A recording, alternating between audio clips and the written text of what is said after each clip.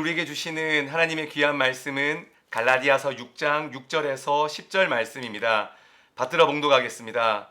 가르침을 받는 자는 말씀을 가르치는 자와 모든 좋은 것을 함께하라. 스스로 속이지 말라. 하나님은 업신여김을 받지 아니하시나니 사람이 무엇으로 심든지 그대로 거두리라. 자기의 육체를 위하여 심는 자는 육체로부터 썩어질 것을 거두고 성령을 위하여 심는 자는 성령으로부터 영생을 거두리라. 우리가 선을 행하되 낙심하지 말지니 포기하지 아니하면 때가 이름에 거두리라. 그러므로 우리는 기회 있는 대로 모든 이에게 착한 일을 하되 더욱 믿음의 가정들에게 알지니라. 아멘. 오늘 우리가 함께 봉독한 본문은 사도 바울이 갈라디아 지역 교회에 써보낸 편지인 갈라디아서 내용입니다.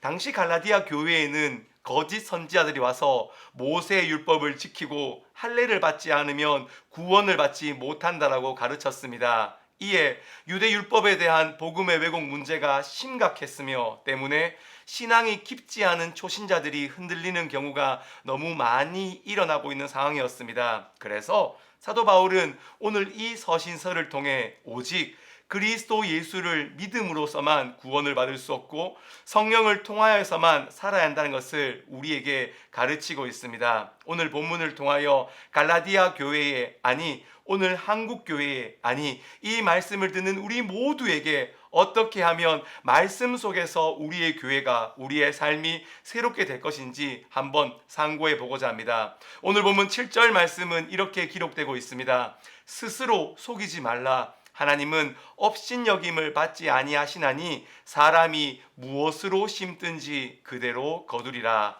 아멘.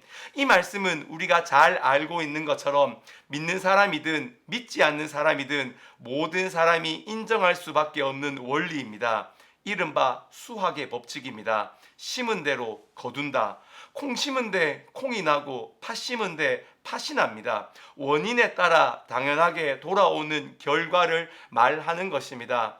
사도 바울은 사람에게 가장 친숙한 경험 중에 하나인 이 심음과 수확이라는 농사의 과정을 비유로 해서 중요한 원리를 우리에게 이야기하고 있는 것입니다. 오늘 우리가 이 본문에서 주목해야 할 것은 심은 것을 그대로 거둔다는 것입니다. 하지만 이것은 어떻게 보면 세상적인 원리와 동일합니다. 오히려 사도 바울은 이 원리를 강조하기 위하여 그 전의 내용을 먼저 우리에게 이야기했습니다. 그 원리는 스스로 속이지 말라는 겁니다. 많은 사람들이 이 원리를 무시하고 스스로를 속입니다. 나는 괜찮을 거야. 지금은 내가 내 마음대로 살아가곤 있지만 시간이 지나면 이른바 괜찮아질 거야 라고 하면서 스스로를 속이는 행동입니다. 이는 마치 밤에 나는 야식을 즐겨 먹고 내가 유튜브를 보면서 기름진 치킨을 오늘도 먹지만 내 건강, 내 몸무게는 변함이 없을 거야 라고 말하는 것과 동일합니다. 이 모든 것이 스스로를 속이는 겁니다. 실체를 보기 싫어서, 그 결과를 마주하기 싫어서 이 원리에 대해 눈을 감아버리는 겁니다. 하지만 우리는 반드시 기억해야 됩니다.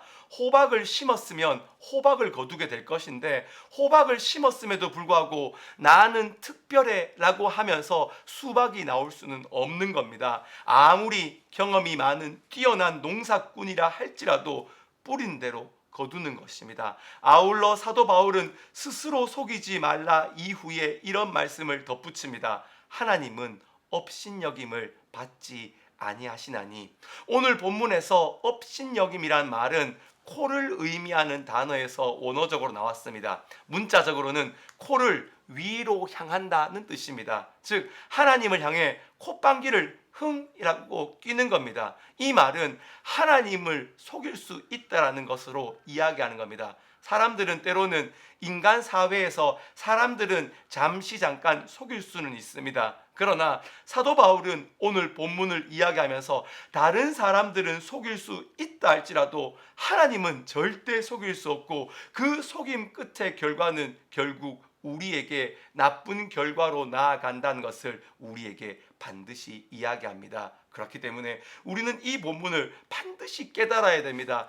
뿌린 대로 거두게 되고 우리의 스스로 속이지 않고 하나님을 경홀히 여기지 않은 채 나아가는 그 삶만이 우리에게 뿌린 대로 거두는 것입니다. 우리가 가지고 있는 자원은 한계가 있습니다. 오늘 내가 가지고 있는 시간, 나의 힘, 나의 자원, 나의 물질은 다 한정적으로 되어 있습니다. 때문에 오늘 나에게 주어진 이 삶을 소중하게 잘 사용해야 됩니다. 나의 자원을 헛된 것으로 낭비하지 않고 엉뚱한 것으로 허비하지 않고 귀한 것을 거두기 위해 좋은 씨앗을 좋은 땅에 심는 것입니다. 아울러 이어지는 9절 말씀은 우리에게 이렇게 이야기하고 있습니다. 우리가 선을 행하되 낙심하지 말지니 포기하지 아니하면 때가 이름에 거두리라.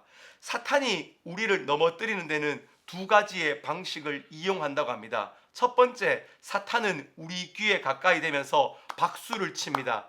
너가 잘했어 라고 우리를 응원하는 것입니다. 이 응원을 들었을 때 우리는 잠시 잠깐 기분이 좋지만 사탄은 그 말에 한 단어의 수식어를 더 넣습니다. 너가 너 옆에 있는 그 사람보다 더 잘했어. 아니, 너가 이 중에 제일 잘했어. 이 말을 듣는 순간 우리는 교만에 빠지게 됩니다.